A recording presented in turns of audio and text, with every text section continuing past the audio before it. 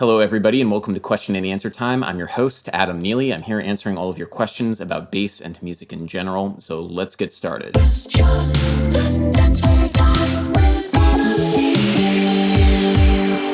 Chris Lamond writes, Hey Adam, can you explain what the point of a fanned fret guitar / bass is? Is it for intonation or possibly something else? Also, do you think having an understanding of how physics relates to music will help musicians understand their instruments? So fanned frets are kind of a side effect, I guess, of having multiple scale lengths on your bass or guitar. Every string has a different length, and the reason why you might want to have different length strings is because of something called Marsen's laws. Basically what these laws say is that pitch is governed by the thickness of the string, the tension of the string, and then also the length of the string. And when you have a normal bass or guitar, the length is uniform across all strings. But when you take a look at a piano, for example, which has 88 strings, each string increases in thickness as you go lower, but also increases in length. So basically, if you want lower pitches, you kind of also want to have longer string length. Now, you can control pitch with mass and also string tension, which is what bass and guitar with normal scale lengths, like normal bass and guitar do. But in an ideal world, physically and acoustically, you also want to control pitch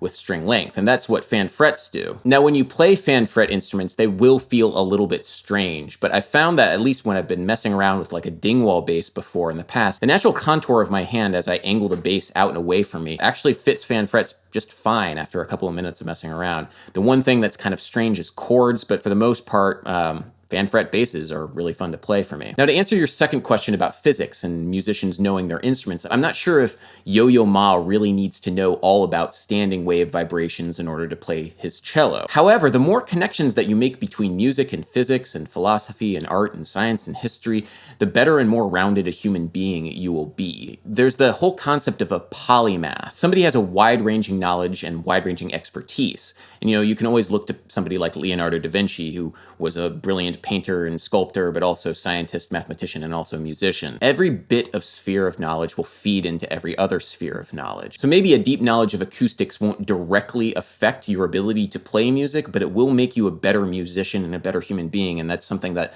I at least hope to strive for. TheHarmonicPulse writes, So certain notes signify colors to only a small group of people. Great. Tell me, do all these people with synesthesia see similar colors according to similar notes / sounds? No. This phenomenon is based in imagination, something all people are born with, not some sixth sense heightened perceptive power or neurological disorder. Frankly, I'm tired of hearing musicians address the public about their synesthesia. It comes across as self-obsessive. So the overwhelming majority of comments that were left on my synesthesia video were from people who wanted to share their synesthetic experiences with me and the world, and I thought that was really cool. But then there was also a lot of people who wanted to say that we were all making it up. This viewpoint, that synesthesia was just the overactive imagination of a few eccentric artistic types, was the dominating viewpoint of most of science for the majority of the 20th century. That is until recently, when we developed MRI and fMRI imaging, where we could study objectively a very subjective experience. I had a lot of people really wanting me to tear into the concept of synesthesia, like it was some new age concept,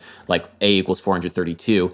And yeah, I mean, I guess it's new age if you consider these journals new age journals like Cognitive Neuroscience, the Journal of Cognitive Neuroscience, the Yale Journal of Biology and Medicine, Biological Psychiatry, Consciousness and Cognition, Psychology of Music, the American Journal of Psychology, Neuropsychologia, and many, many others. As we all know, bastions of new age unscientific thought. What it really comes down to, though, is people doubting experiences that they themselves have not experienced, which is a little strange because I don't see these kinds of people doubting colorblindness, or something like tetrachromacy, which is the rare ability of some humans to be able to finely distinguish between different colors that normal humans can't. Perception through the senses, whether it be through music or color or anything else, is such a strange and subjective thing, which is why in my synesthesia video, I didn't actually talk a whole lot about strictly synesthesia related things. I talked a lot more about philosophy of the mind, like qualia and cross-modal perception and things like metaphor and language. And after the video came out, I was talking with a neuroscientist from Columbia who's saying that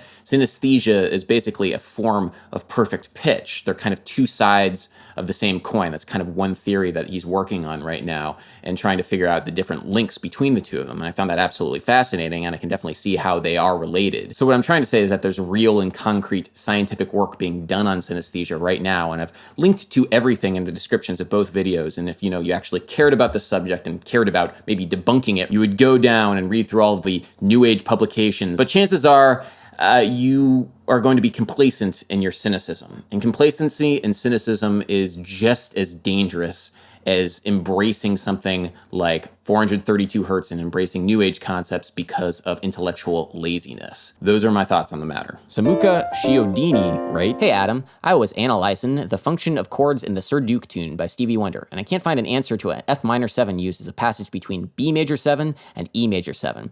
I know that E major 7, 1, 3 major, 7 major, compared to F minor 7, 1, 3 minor, flat 7, have only the bass note root difference, my pianistic view, but I was trying to find an improvised functional harmony answer. How do you think about it? Maybe some negative reflection harmony could explain that? I was thought about A flat." So that chord typically does not have a functional analysis, the flat 5 minor 7 or the sharp 4 minor 7, because it just does not occur in the common practice tonal harmony really ever.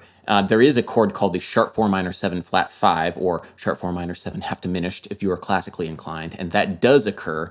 It occurs in places like Night and Day by Cole Porter. It also occurs in places like Love on Top by Beyonce, and yes, it also occurs as the third chord in the chorus to Smash Mouth's All-Star. In these three examples, Night and Day, Love and Top, and All-Star, the sharp 4 minor 7 flat 5 occurs as kind of this chromatic passing chord that resolves to 4, like in Sir Duke, where this sharp 4 minor 7 resolves to the 4 chord. The F minor resolves to an E major 7. And the reason why it sounds good, at least to my ear, and I think this is the best way of understanding it, is because of the voice leading in between the F minor 7 and the E major 7.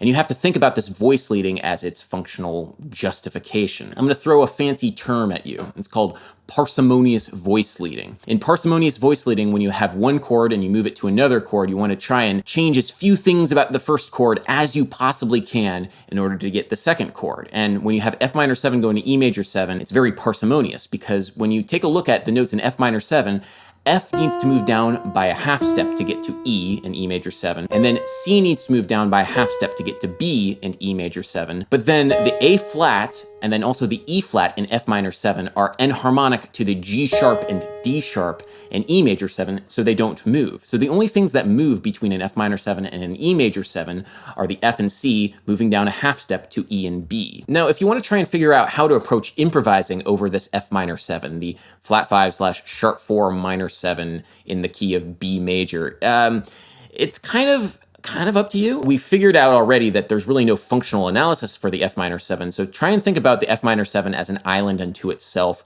completely divorced in any real meaningful way functionally from the rest of the harmony around it, from the key around it, from the chord E major 7 that it's approaching. Think of it as its own chord. So, well, if you think about just a generic F minor 7 chord, what are your scalar options for that? How would you approach improvising using the minor pentatonic or Dorian scale? But the main point here is that it is not related to the key in any sort of functional way. Jin Haugland writes, "Hey Adam, I was just wondering about how you come up with melodies. Do you usually wait for them to drift into your head, or do you actively pursue their creation in some way? If the former, does it concern you that someone may have already come up with a melody and you've subconsciously recycled it? If the latter, what are your favorite methods of developing a unique melody? Thanks, Jin." Okay, so you've been listening to melodies your entire life, right? You've been listening to people play melodies and sing melodies. My big advice to you, in order to try and come up with your own melodies, is try and imitate the melodies of other people, especially melodies and melodic playing and lyrical playing of people that you feel like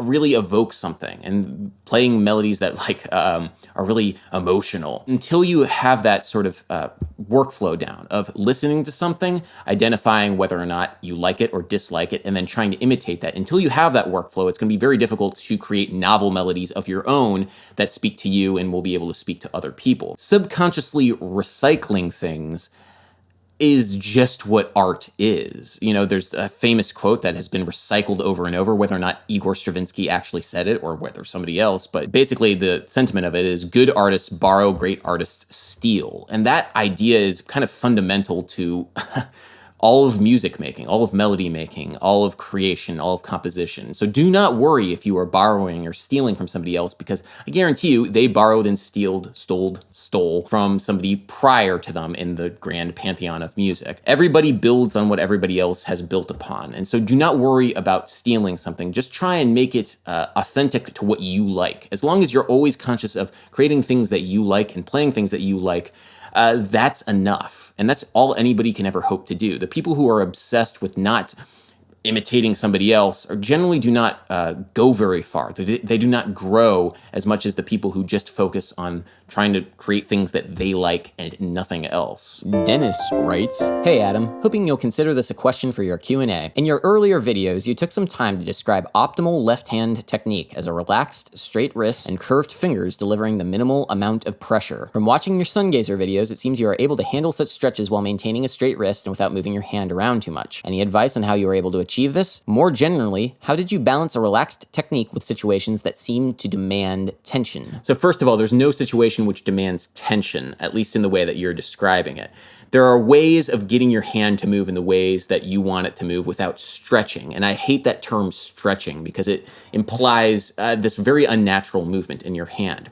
Let me show you what I mean. If I want to take my fingers and move them along the span of this phone, I have to, quote, stretch them, right? And this is what most people are talking about when they're talking about stretching your fingers. But you can do the same exact thing, and my fingers can reach the exact same span if I just do this, and I angle my fingers, like this, where all my fingers are still touching, none of them are stretched, but they're also across the entire span of my phone, like this. It's just knowing these little things about your body, knowing how your body moves, and relying upon that, not relying upon the tension of your body in order to affect force into the instrument. That is the basis of a strong and safe technique. And you could say that I'm just talking out my ass, but I definitely spent a lot of time on this. In my first semester at Berklee, I studied with Dave Buddha, who's a great bass player, and he made me learn the prelude to the third Bach cello suite in E-flat major, and not many people play this cello suite, and for a good reason. It's very difficult to play on bass guitar. I mean, tons of cellists do it, but not that many bass guitarists do it.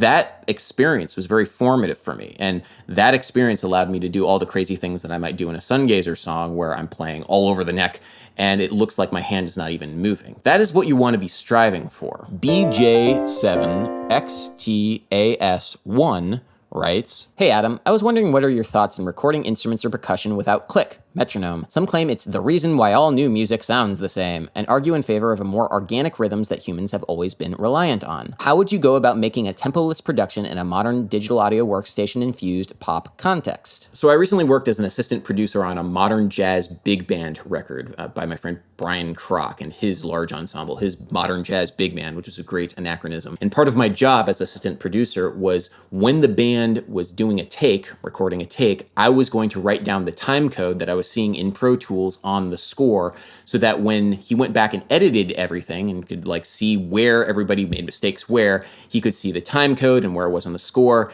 and it would be a lot easier for the whole process of editing. The reason why I had that job is because the band was not playing to click.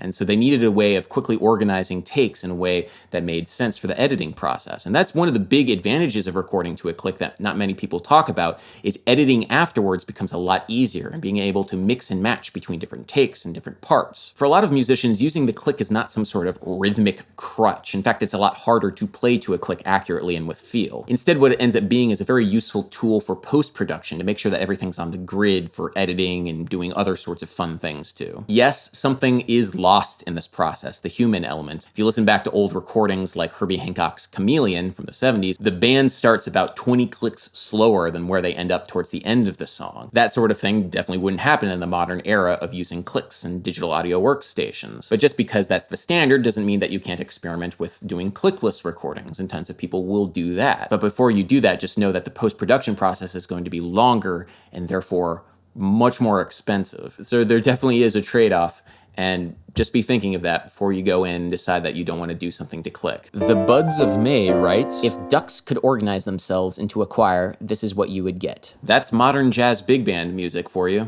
Zippy Leroux writes, "Hi Adam, I noticed you didn't have any sheet music in this gig vlog, and you often don't. How amazing is your memory, and do you use any memory tricks, chunking, memes, etc. to help learn all this music week in and week out? I really struggle to learn stuff I write, let alone thousands of songs a year." Yeah, I wouldn't say that I learn thousands of songs a year, maybe, I don't know, couple hundred, something like that. But I guess the memory device that helps me keep everything in my head is definitely thinking about melodies. If you really memorize the vocal melody to a song and how it shifts from section to section, understanding lyrics and knowing which lyrics to listen for at what point in a song, that sort of thing really helps your bass playing and really helps contextualize bass lines, especially because bass lines in themselves are not very melodic. Your ear generally gravitates towards melody, and the more that you can pair a vocal melody with a bass line, the better that you can kind of combine the two and remember it better. Username writes, can Adam submit a song and we critique him? Imagine. What, you mean literally any time I post anything on YouTube? Yhoda writes, why do you care? I don't care why people want purple hair, so why should you care? How much financial gain are you getting out of it? I know the mechanics of sound, so I'm here to say, go away and learn stuff. We have 512 Hz DNA, which is backed by science, dude. That's the C5 of the 432 Hz tuning. Our brains also resonates at 7.8 to 8 Hz, the same as Earth. Our junk DNA has receptors, or antennae, that pick up sound, and guess what? Yep, they only respond to 432 Hz. So what happened? They respin, i.e. no longer junk DNA, which is where the healing stuffs come from. There's no magic here, just nature. 440 isn't good for us, and 432 keeps it at an optimum state. Heard of the Matrix? Maya? Well, you're living in yeah, I've been getting a lot of this kind of comment recently. Conspiracy shite because it keeps you under control. I'm fully awake and unplugged from the Matrix, and I'm free as I free. Turgeon writes, hey Adam, I have a question about being a musician in the Big Apple. How hard is it to get gigs as a winds player? I know that you come from a rhythm section background, but you probably have friends who play a horn for a living. So I was wondering if they have to double instruments to get by on, or can they make a living solely on their main? Anyway, keep up the good work. Love the vids. Yeah, it's very important to be able to double if you want to be employed, because if you're an alto saxophone player and somebody asks you if you play tenor,